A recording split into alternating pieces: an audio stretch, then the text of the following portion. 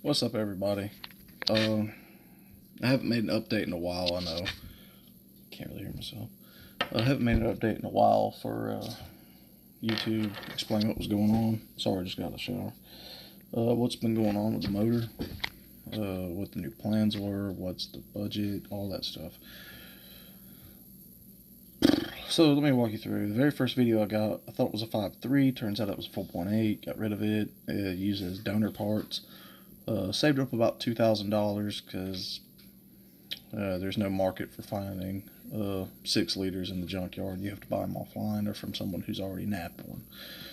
So we got one out of a 2006 Tahoe, no, Denali, 2006 Denali all-wheel drive LQ9.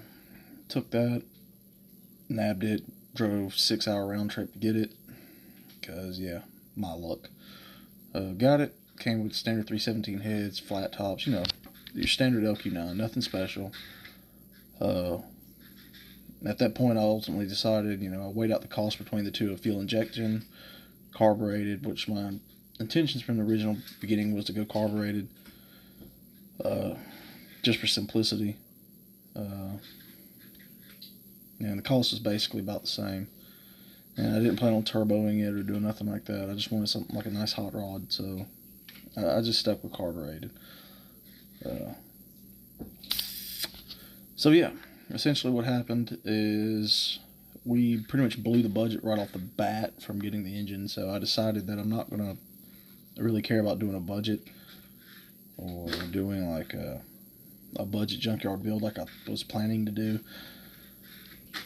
I figured if I'm going to do this and I'm doing it with my dad, we built, like I said in the very first video, we built tons of vehicles together, and this one, it kind of reminded me of the very first vehicle we built, so I decided that I would just pretty much,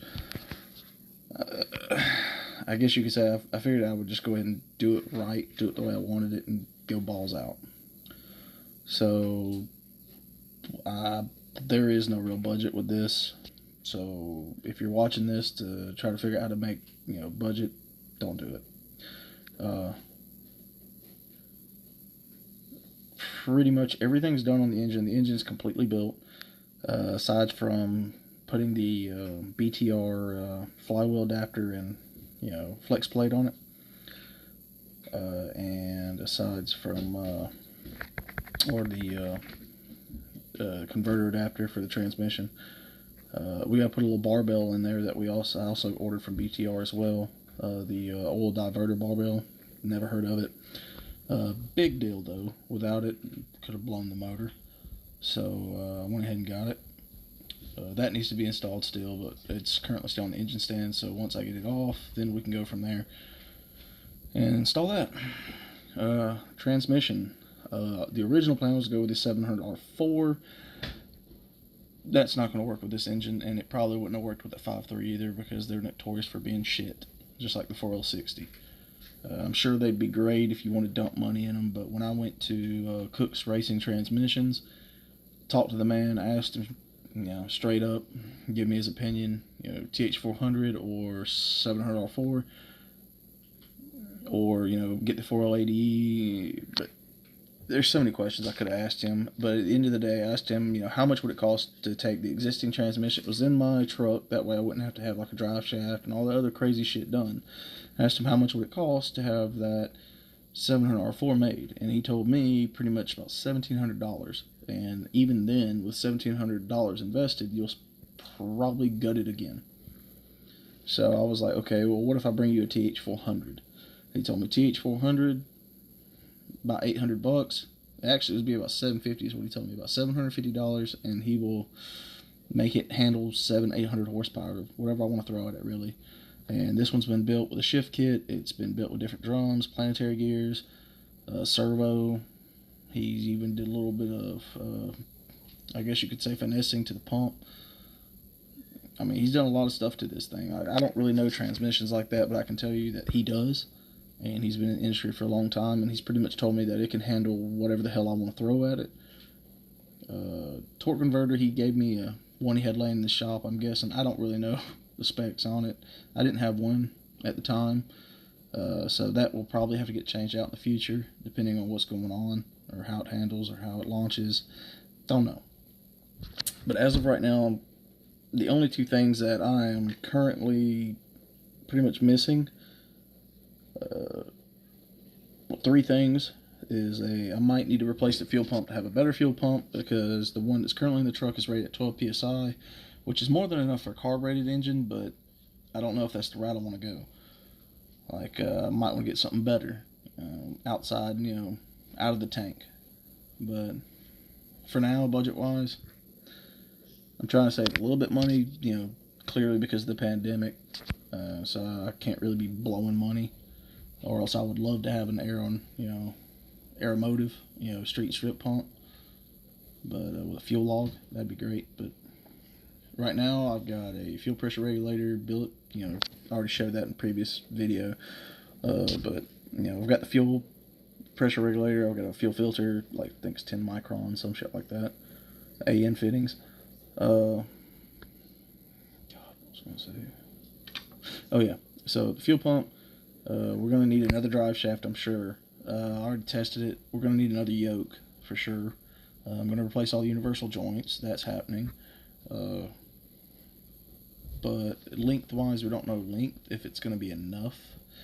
It may be too short, so it may need to be lengthened. I don't know. So that's a question mark. We'll have to put a pin in for later. Exhaust, definitely gonna made. The original goal was to have two pipes running out both sides, left and right, or passenger and driver side, right before the tires at an angle. That's not going to happen, because with that truck, you have a 25-gallon fuel tank that is pretty much in the way. So we're going to run actual true dual exhaust all the way down, and then run it to like a NASCAR boom tube that's going to go out the side before the passenger tire, the back tire. I've heard plenty of them. Sounds really good. Hell, sounds good on my dad's race car. Should sound good on my truck. Mufflers, I'm probably going to run Vibrant race mufflers, or no mufflers at all. I don't know. It depends how I'm feeling. Quick breakdown, though. So the quick breakdown of everything I have done, if you haven't noticed in the videos, the block is factory. There's nothing been done to the bottom end. All we've done is take it apart down to bare block, cleaned it really good. It looked like a new damn motor when we were done.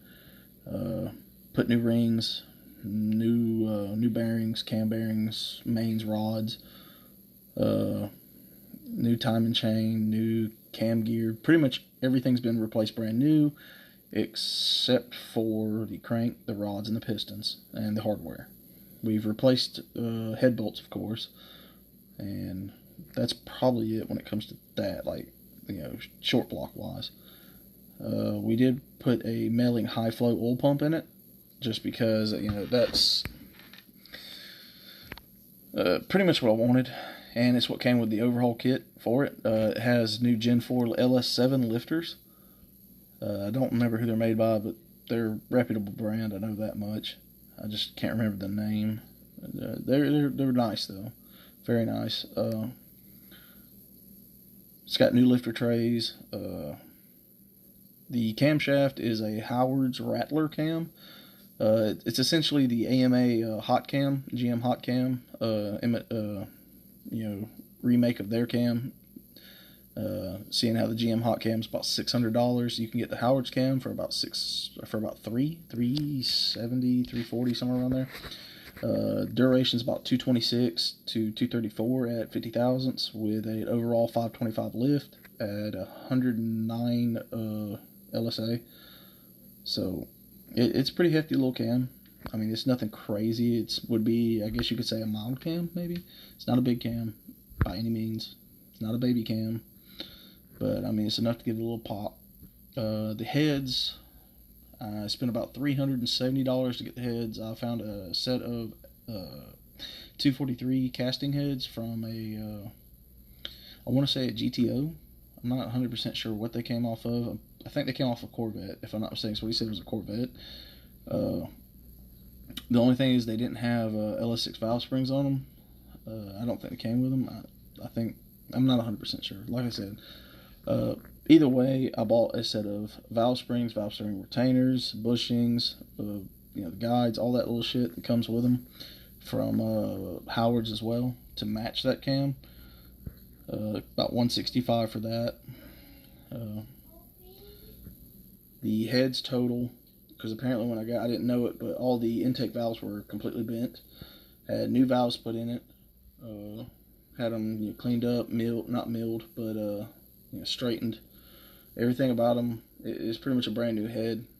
Good guy, Kenny does a lot of good work on them. Grand total on the heads, I've got close to 9, a little bit over 900 in them.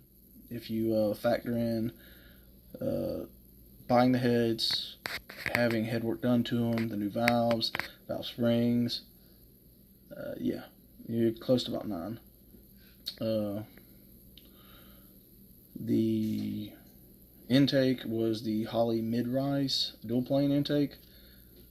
Just because I watched the episode with Richard Holdner with the open or single plane intake versus dual plane intake, and it looked like there was almost a 30 foot-pounds of torque that was lost going to the single plane versus the dual plane, so I wanted to stick with the dual plane, and mainly for street use.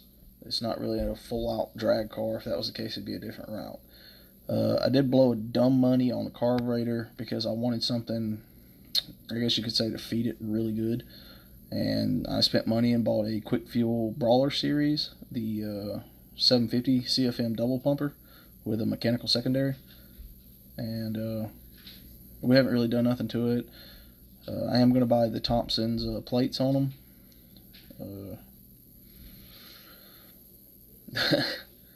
MSD wires, NGK TR6 plugs, Schoenfield headers,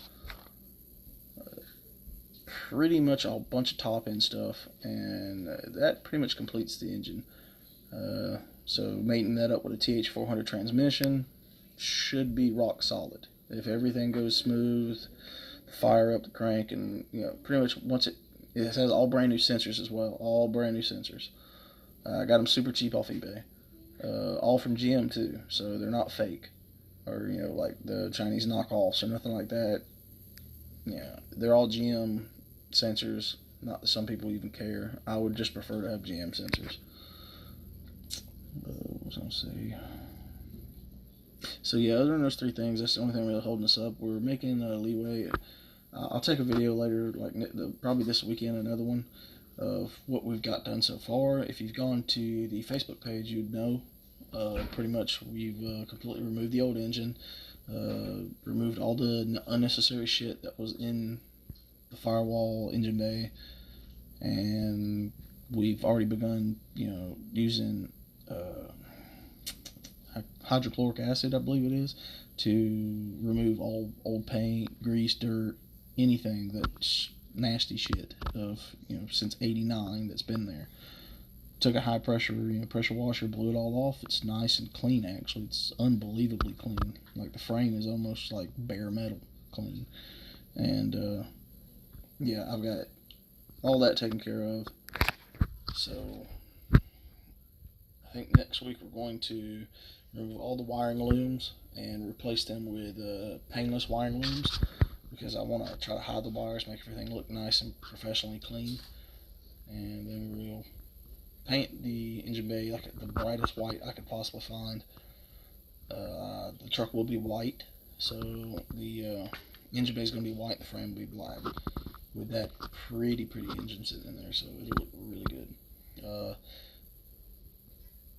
Plan on gold heat tape, pretty much all the hoses, any kind of trans cooler lines, oil cooler lines, all that stuff's going to be taped with heat wrap, so try to get any little extra squeeze of performance. Plus it looks really sweet with all those multiple colors mixing in together. It'll pretty much look show worthy, hopefully.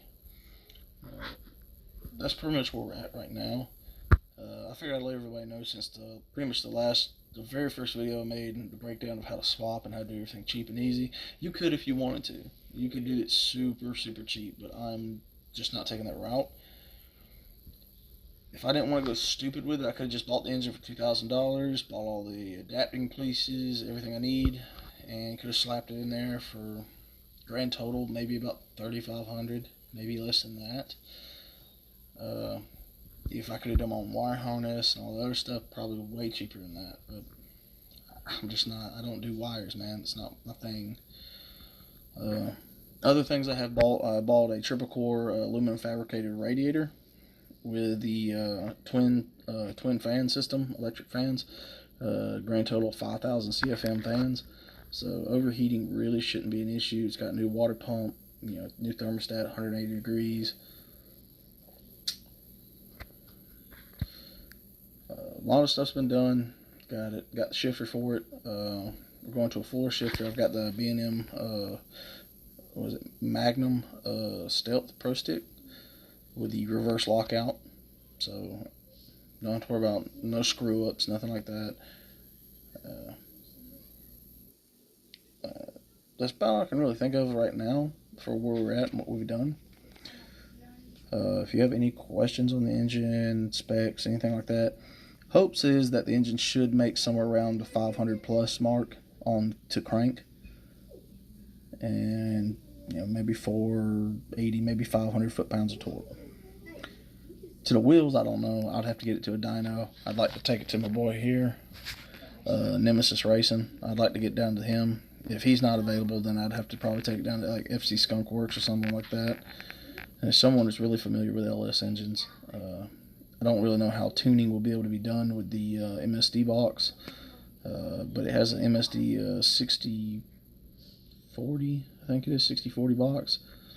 It's completely tunable though. You can plug up straight to the laptop, so I don't really know the programming or whatever. I don't have a laptop and don't know anything about that. I'm not going to pretend to know anything about that. But yeah, that'd pretty much be it for today. I keep you guys updated if I get more stuff done. Just figure I'll make a little short, video letting everybody know where we're at and what's going on. All right.